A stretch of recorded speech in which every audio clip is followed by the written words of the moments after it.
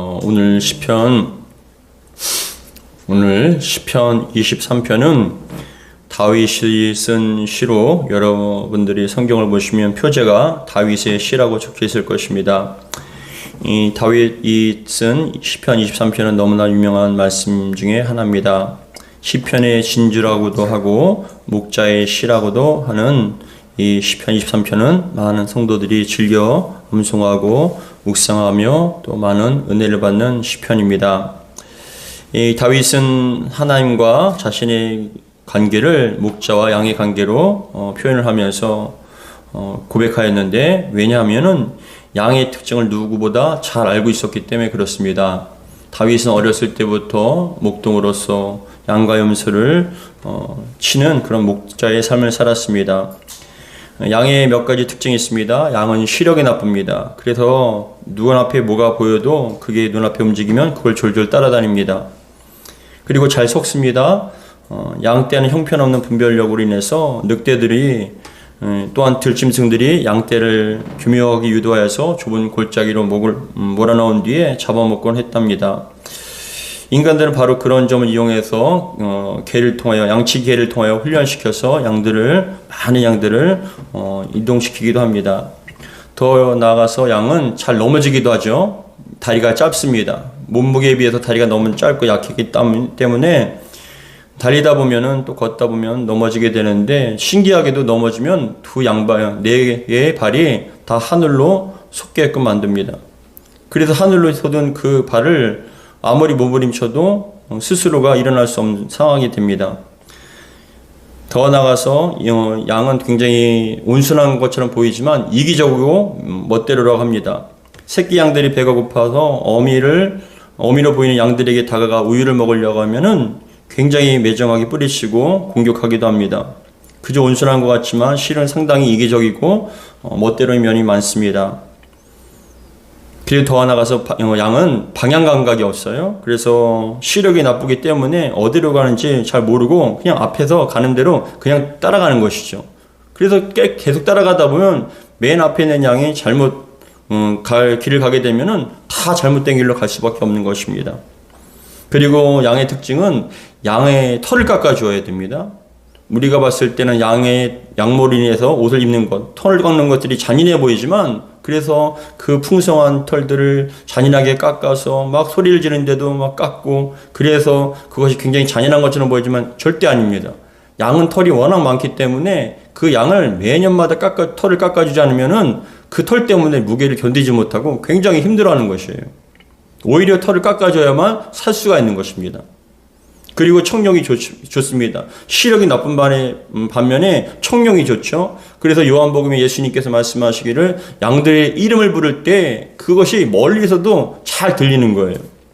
이러한 양의 특징을 보면은 다윗은 느낀 것이죠. 목자가 없으면 양은 아무것도 아니구나. 얼마든지 큰 일을 당할 수 있고 생명을 부지할 수 없구나라는 그런 생각 가운데, 그런 특징을 알기 때문에 그 자신을 양과 같이 하나님께 목자가 되어서 자신을 인도하고 지켜주지 않으면 자신은 아무것도 할 수 없다라는 그러한 신앙의 고백으로 이 시편 23편을 쓰게 된 것입니다. 바라기는 오늘 말씀을 통하여서 정말 다윗이 고백했던 이 신앙의 고백과 하나님과의 관계가 저와 여러분들이 관계가 되고 하나님과의 그런 친밀한 우리의 참된 목자가 되는 그런 은혜가 있기를 주의 이름으로 축복합니다. 오늘 본문에서는 하나님이 나의 목자가 되시면 내 삶에 어떠한 일이 생기는지에 대해서 말씀하고 있는데, 시편 첫 번째로는 우리 하나님께서 우리의 참된 목자가 되시면 어떤 일이 벌어지는가? 첫 번째로는 부족함이 없이 인도함을 받는다는 겁니다. 부족함이 없이 인도함을 받아요. 1절에 보시면 다윗이 다음과 같이 고백합니다. 여호와는 나의 목자시니 내게 부족함이 없으리로다 라고 얘기합니다. 여호와는 하나님께서는 나의 목자시다. 여기서 중요한 것이 나의 목자라는 것이에요. 우리들의 목자가 아니라 나의 목자예요. 이것은 이스라엘의 백성들은 하나님은 목자라는 그런 개념은 다 갖고 있었지만, 그러나 중요한 것은 우리들의 목자이기도 하지만 더 중요한 것은 나의 목자가 되어야 된다는 것이죠. 이게 무엇이냐면 하나님과의 관계가 개인적인 관계예요. 우리도 구원을 받을 때 다 같이 받는 게 아니라 한 사람 한 사람 하나님과의 그 관계를 통하여서 구원을 받기 때문에 또한 인생에 여러분 그 하나님께서 우리 누군가가 간증을 합니다. 이런 은혜를 받았습니다. 저는 은혜를 받았습니다. 또한 배웁니다. 근데 그런 지식적인 하나님, 또한 들어서 아는 하나님, 그런 하나님은 나의 인생을 바꾸질 못해요. 힘이 없어요. 능력이 없습니다. 그런데 어느 순간인가 그 하나님이 저에게 임재하셔서 그 하나님을 인격적으로 만나게 되었을 때 인생이 바뀌어지는 거예요.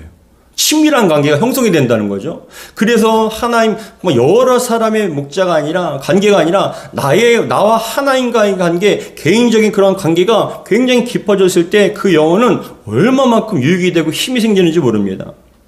신앙에는 하나님과 나와의 개인적인 관계가 가장 중요한 것이죠. 그래서 여호와는 나의 목자, 너의 목자, 우리의 목자가 아니라 나의 목자라고 고백을 하면서 뭐라고 얘기하냐? 하나님께서 나의 목자가 되시면 내게 부족함이 없으리로다 라고 얘기합니다. 하나님께 나의 목자가 되시면 부족함이 없다라는 것입니다. 여러분, 부족함이 없다라는 건 단순히 삶에 필요한 여러분 물질에 대해서 부족함을 채우는 게 아니에요. 부족함이라는 것은 단순히 물질적인 것뿐만이 아니라 건강과 사람과의 관계와 여러 가지 지혜와 능력이 필요하고 여러 가지 문제를 감당할 지혜와 권능과 또한 힘이 필요한 거 아니겠습니까? 이러한 모든 부분들을 채워주시는 분이 바로 하나님이시라는 것이죠. 때마다 시마다 부족함을 채워주십니다. 저는 참 많이 부족합니다. 지혜도 부족하고 지식도 부족합니다. 모든 것이 다 부족한 사람이에요. 그래서 하나님이 없으면 저는 정말 아무것도 못합니다. 왜냐하면 하나님께서 부족할 때마다 지혜 주시지 않으면 감당할 수 없는 일들이 많이 일어납니다. 어떨 때는 분별력이 필요한데 그 분별력을 주시지 않으면은 채워주시지 않으면 저는 분별하지 못해서 잘못된 선택할 때가 많아요. 잘못된 선택으로 인해서 잘못된 결과가 나오고 그로 인해서 많은 피해를 볼 수도 있습니다. 그래서 항상 하나님께 부족함을 채우기 위하여 하나님 영적 분별력을 주시고 감당할 수 없는 일을 만났을 때는 감당할 능력을 주옵소서라고 간절한 마음으로 하나님께 구하고 간구할 때 하나님께서는 여지없이 너무나 감사하게도 분별력을 주시고 감당할 수 있는 지혜와 능력과 담대함을 주신다는 것이죠. 지금도 우리 교회는 교회의 큰 일을 여러분 행하고 있습니다. 교회 건축이라는 큰 일을 행하고 있습니다. 근데 건축을 하면서 부족하고 모자랄 것들이 참 많아요. 근데 참 그럴 때마다 하나님께서 채워주시는 은혜가 얼마나 큰지 몰라요. 물질이 부족한 물질을 주시고 또한 사람이 필요하면 사람을 주시고 여러 가지 만남을 허락해 주시고 그럴 때마다 여러분 한 걸음 한 걸음 나아갈 때마다 하나님의 그런 도우심을 구할 때마다 하나님께서는 목자가 되어주셔서 방향을 제시해 주시고 이끌어 주시고 그 부족한 지혜와 부족한 능력과 부족한 담대함을 채워주신다는 거예요. 부족함이 없다는 게 바로 이거예요. 부족함이 없다는 게 무엇입니까? 시마다 때마다 채워주심을 통하여 감당케 해주신다. 이기게 해주신다. 여러분들은 어떻습니까? 우리 주님께서 여러분들이 목자가 되어주셔서 여러분들이 처한 상황과 환경 속에서 부족함으로 채워주고 계시지 않습니까? 우리의 삶과 개인의 삶과 가정의 삶, 매 순간마다 얼마나 많은 위협과 어려움들이 있습니까? 과거에도 많았고 지금도 많고 앞으로도 많을 것입니다. 그럴 때마다 하나님께 기도하면 하나님께는 참 신기하게 우리를 선한 길로 이끌어 주실 뿐만 아니라 부족함을 채워 주신다는 것입니다. 그래서 저는 고백합니다. 하나님이 아니면 안 됩니다. 하나님께서 저에게 정말 생명입니다. 모든 것이 하나님께로부터 오고 저는 하나님이 없으면 정말 못합니다라는 고백이 날마다 나오게 됩니다. 하나님이 나의 목자가 되시면 그 주어지는 큰 은혜가 무엇입니까? 나타나는 일 첫 번째가 바로 부족함이 없다라는 것. 어떤 분들은 이렇게 얘기할 수도 있습니다. 아니 목사님 그러면 하나님께서 부족함을 채워주시려면 좀 감칠맛 나지 않게 좀 한꺼번에 넉넉하게 주시면 되지 않겠습니까?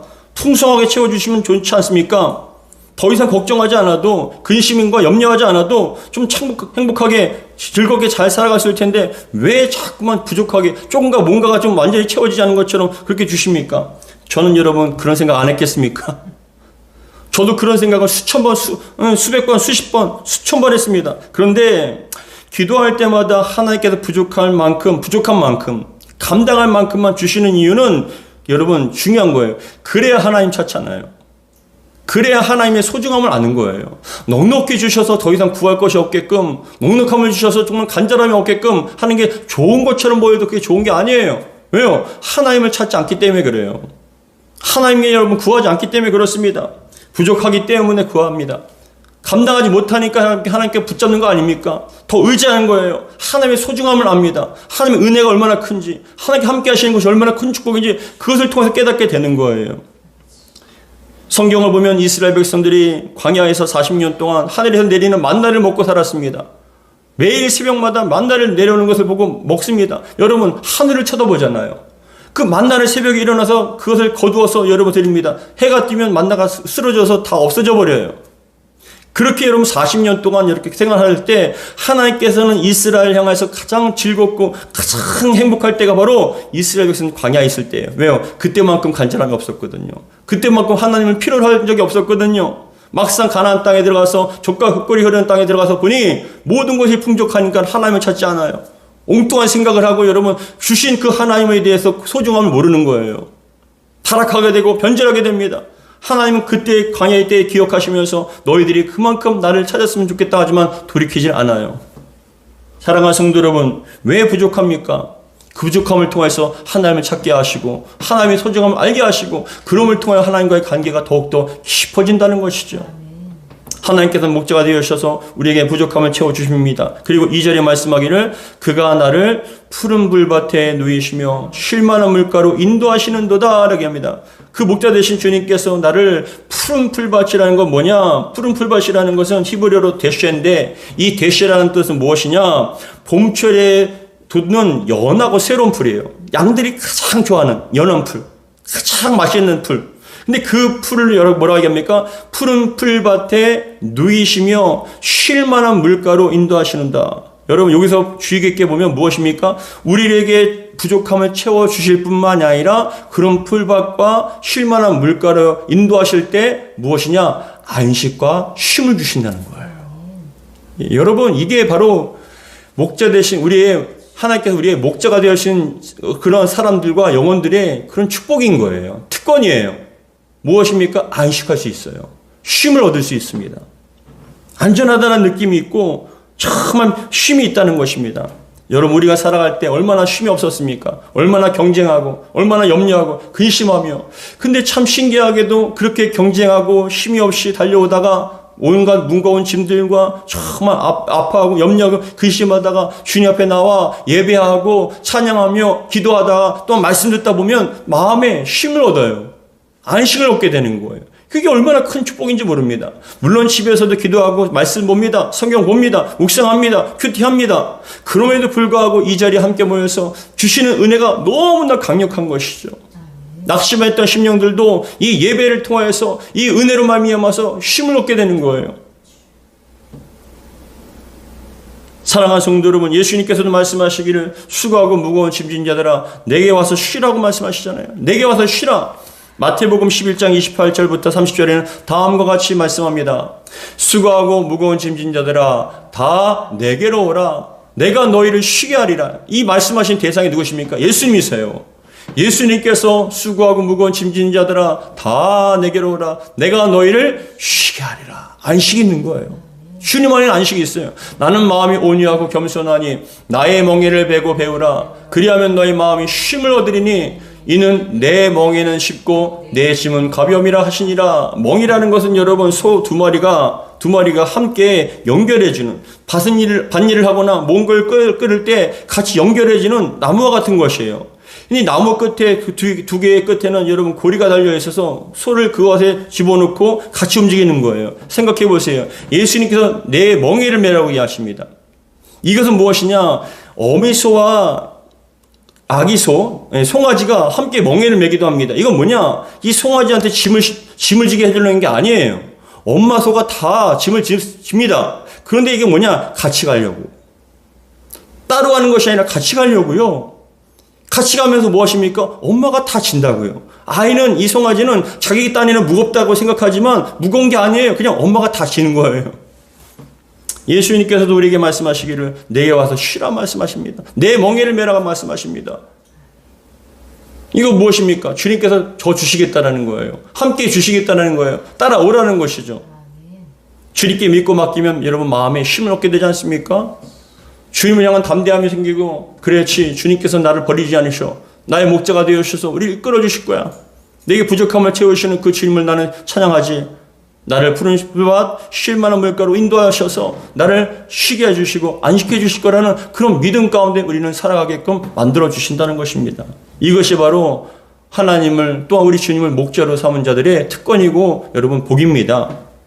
두 번째, 하나님이 나의 목자가 되시면 우리에게 일어나는 일 두 번째, 영혼을 소생시키시며 의의 길로 인도함을 받습니다. 영혼을 소생시키시며 의의 길로 인도함을 받아요. 3절에 보시면 다음과 같이 이야기합니다. 내 영혼을 소생시키시고 자기 이름을 위하여 의의 길로 인도하시는도다 라고 이야기합니다. 여기서 보시면은 내 영혼을 소생시키고 할 때 이 소생이라는 뜻이 무엇이냐? 거의 죽다가 다시 살아난다는 뜻이에요. 소생이라는 뜻은요, 거의 죽다가 다시 살아난 거예요. 내 영혼을 소생시킨다는 게 뭐예요? 세상에 살면서 악한 사단 마귀에게, 악한 영들에게, 우는 사자같이 달려드는 여러분 그런 영적 세력들에게, 문제에게 우리가 얼마만큼 공격을 당합니까? 죽을 뻔했잖아요. 죽기 직전까지 여러분 있지 않습니까? 믿음도 죽고 가정도 죽고 삶이 죽어가는 그런 일들이 얼마나 많이 벌어집니까? 다 죽어가요. 힘이 없어요. 숨만 겨우 여러분 쉼쓸 수 있는 그 정도로 여러분 고통을 당하는 영혼이 얼마나 많습니까? 그런데 주님께서 말씀하시기를 내 영혼을 소생시키신다. 하나님께서 내 영혼이 여러분 죽을 뻔했던 상태를 다시 살려주신다는 거예요. 이게 얼마나 큰 축복입니까? 우리의 목자가 되신 주님께서 우리 소생시켜 주신다는 거죠. 거의 죽을 뻔한 것들을 다시금 살려주시는 그 은혜. 근데 주의 깊게 보면은 먼저 인도하시는 것보다 먼저 살려주시는 거죠. 그렇죠? 죽은 사람을 억지로 끌고 가면 여러분 그 시체와 같은 사람을 어떻게 끌고 가겠습니까? 끌고 가는 사람도 여러분 사람도 대상도 힘들고 끌려가는 사람도 여러분 영혼도 얼마나 힘들겠습니까? 그래서 먼저 살려주시는 거예요. 내 영혼을 소생시키시고 낙심합니다. 좌절합니다. 슬퍼합니다. 주저앉고 싶고 아무것도 하고 싶지 않아요. 그런데 그러한 상황 속에서 먼저 하나님께 은혜를 베풀어 주시고 기운을 붙들어 주시고 희망을 주셔서 내 영혼을 소생시키신 다음에 자기 이름을 위하여 의의 길로 인도하시는도다. 주님께서는 여러분 주님의 이름으로 우리를 선택해 주셨으니 끝까지 책임져 주실 줄 믿습니다. 피로 없고 사신 영혼들 아닙니까? 예수님을 나의 구주로 영접했을 때 정말 우리는 하나님의 자녀가 되었지 않았습니까? 아버지의 이름 또한 우리 주님의 이름으로 우리는 선택받았고 또한 핏값으로 사은받은 주님의 존재들이에요. 그렇기 때문에 책임져 주시는 것이죠. 의의 길로 자기 이름을 위하여 의의 길로 인도하시는도다. 우리 주님께서 이끌어 주시는 길은요 사망의 길이 아니에요. 죄악의 길도 아니고 파멸의 길도 아니에요. 의의 길로 인도해 주시는 거예요. 우리는 세상에 살면서 많은 어떤 유혹을 당하고 미혹을 당합니다. 세상이 주는 그런 미혹들, 사람들의 미혹과 그 악한 사단마귀, 악한 영들의 그런 미혹을 받아서 자꾸만 죽을 길로 가고 안 될 길로 가고 파멸의 길로 가고 죽음과 심판의 길로 갑니다. 그런데 목자 되신 우리 주님께서는요 자꾸만 말씀을 통해서 의의 길로, 생명의 길로, 구원의 길로 인도해 주시고 그 길의 끝에는 영원한 천국이 있게끔 만들어 주시는 거죠. 그 끝에는 여러분 푸른 풀밭, 쉴 만한 물가, 우리의 삶 속에 많은 응답도 되지만 궁극적인 것이 무엇입니까? 영원한 쉼과 안식이 있는 천국입니다. 이 얼마나 감사한 일입니까? 그래서 내 영혼을 소생시키시고 자기 이름을 위하여 의의 길로 인도하시는도다. 인도하시는도다. 그리고 얘기합니다. 4절에 뭐라고 얘기하냐면은 내가 사망의 음침한 골짜기로 다닐지라도 해를 두려워하지 않을 것은 주께서 나와 함께 하심이라. 주의 지팡이와 막대기가 나를 안위하시나이다 라고 얘기합니다. 요한복음 14장 6절에 다음과 같이 얘기하십니다. 예수께서 이르시되 내가 곧 길이요 진리요 생명이니 나로 말미암지 않고는 아버지께로 올 자가 없느니라. 길 되시고 진리 되시고 생명 되신 주님께서는 항상 우리를 아버지께로 이끌어 주시는데 그러한 과정 가운데도 4절에 보시면 내가 사망의 음침한 골짜기로 다닐지라도라고 합니다. 사망이 음침한 골짜기라는 표현은 무엇이냐? 그겁니다. 이스라엘의 특성상 보면은 해가 아주 강하게 내리쬐는 평탄한 평지에는 골짜기가 없어요. 물이 없어요. 많이. 풀이 있고 그리고 물이 있는 곳은 대부분 골짜기예요. 이해가 되시나요? 평범한 평탄지에는 물이 이렇게 흐르지 않아요. 풀도 많지 않아요. 그런데 골짜기에는 그런 어떤 그늘 같은 것들이 있고 또 골짜기에는 그런 것이 있기 때문에 그곳에는 풀도 있고 물도 많아요. 그런데 특성상 그게 무엇이냐면은 그것을 양들뿐만이 아니라 들짐승들도 알잖아요. 그곳에 가면은 물을 마시기 위해서, 풀을 뜯기 위해서 양들이 온다는 것, 그걸 알고 있어요.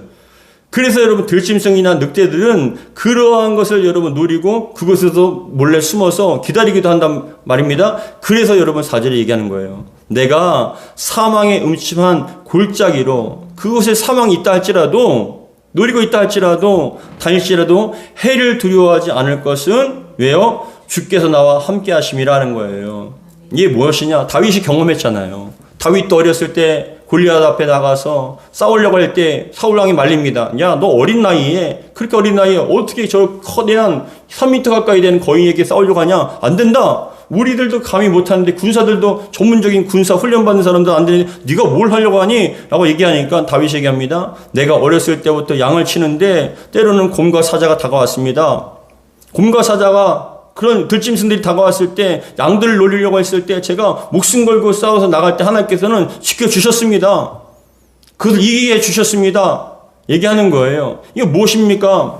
자신도 목자로서 양을 지키려고, 생명 바쳐서 지키려고 하는 거죠.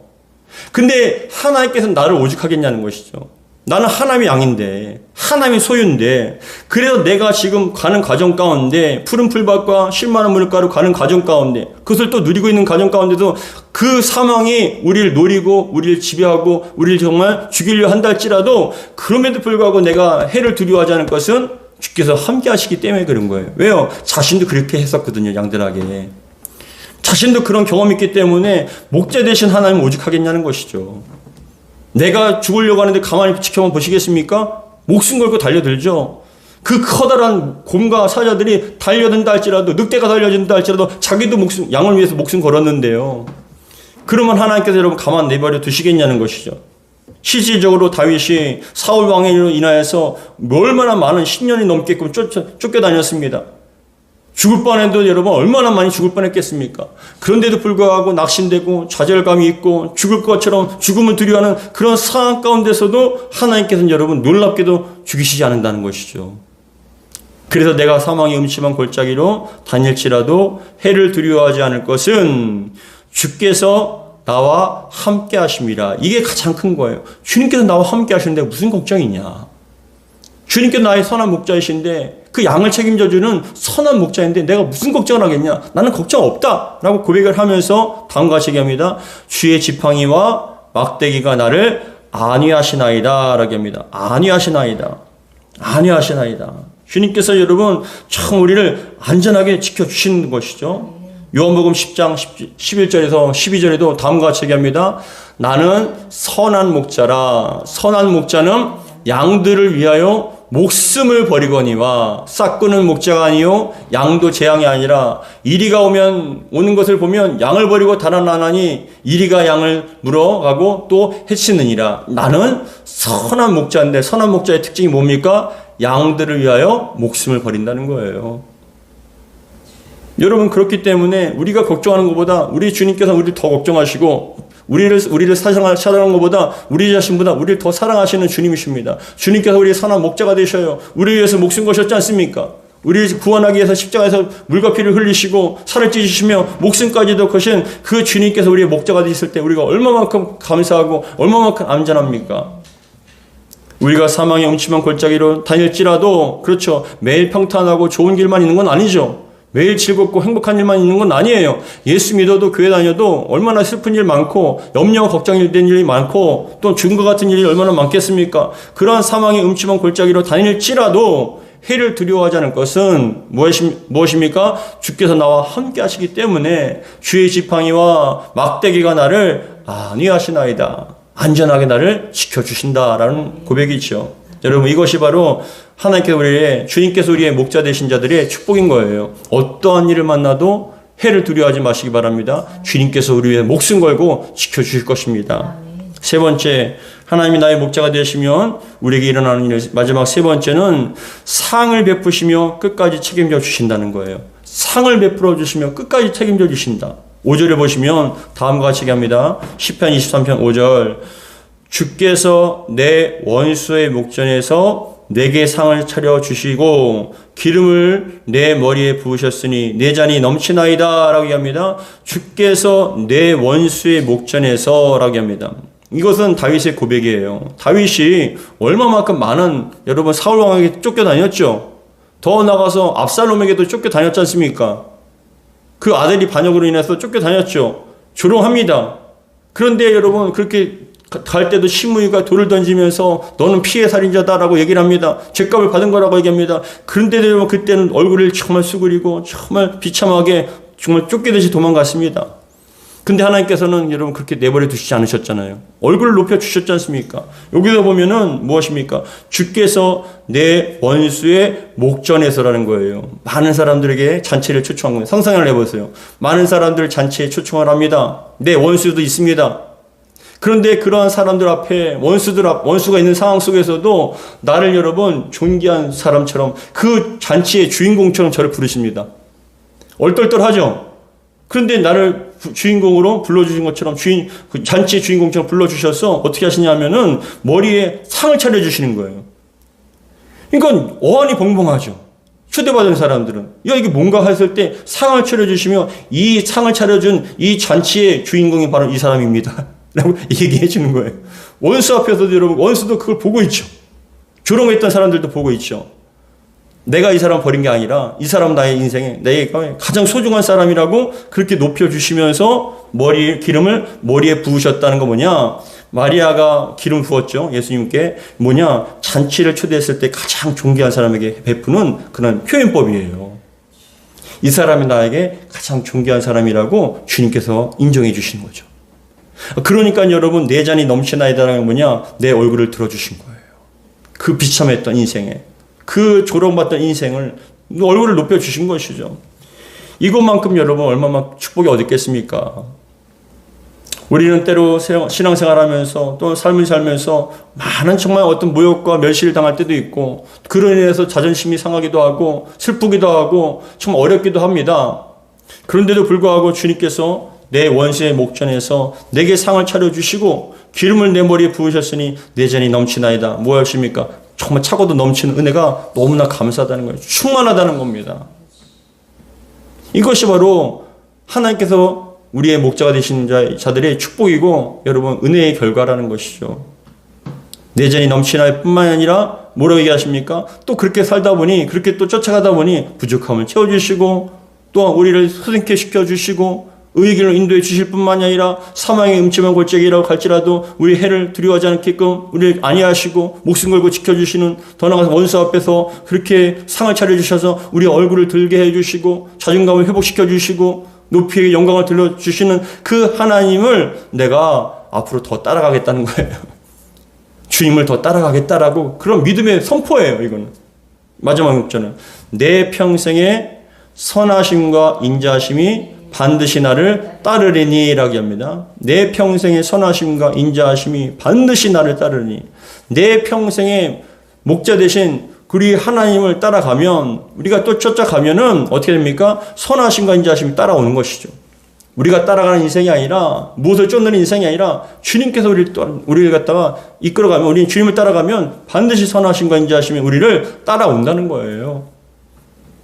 그래서 뭐라고 고백합니까? 이건 믿음의 선포예요. 신앙의 고백입니다. 내가 여호와의 집에 영원히 살리로다 라고 말씀합니다. 내가 여호와의 집에 영원히 살리로다. 그 주님 앞에 그 주님의 집에 영원히 살고 싶다라는 그런 간절한 바람을 또 고백하고 있는 것입니다. 사랑하는 성도 여러분, 지금같이 어렵고 힘든 시대 속에서 많은 어려움과 그런 어떤 도전과 시험들이 있는 그 속에서 때로는 우리의 마음에 안식이 없고 조롱을 당하여서 마음이 심란하고 사망의 음침한 골짜기처럼 우리가 정말 그러한 죽음을 생각하는 상황 속에서도 어디로 갈지 어떻게 가야 할지 알지 못한 그런 상황 속에서도 방황하며 이리저리 휩쓸려 다니고 정말 그렇게 치이고 사는 그런 인생 가운데 그렇게 살다 보면 어떻습니까 여러분? 마음이 안식이 없잖아요.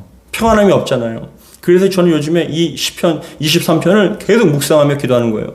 말씀 붙잡고 기도하는 거예요. 하나님께서 나의 목자가 되어주셔서 온전한 판단력과 온전한 결정을 하게 하시고 주의 길을 인도해 주셔서 주님의 뜻을 이루어 주옵소서.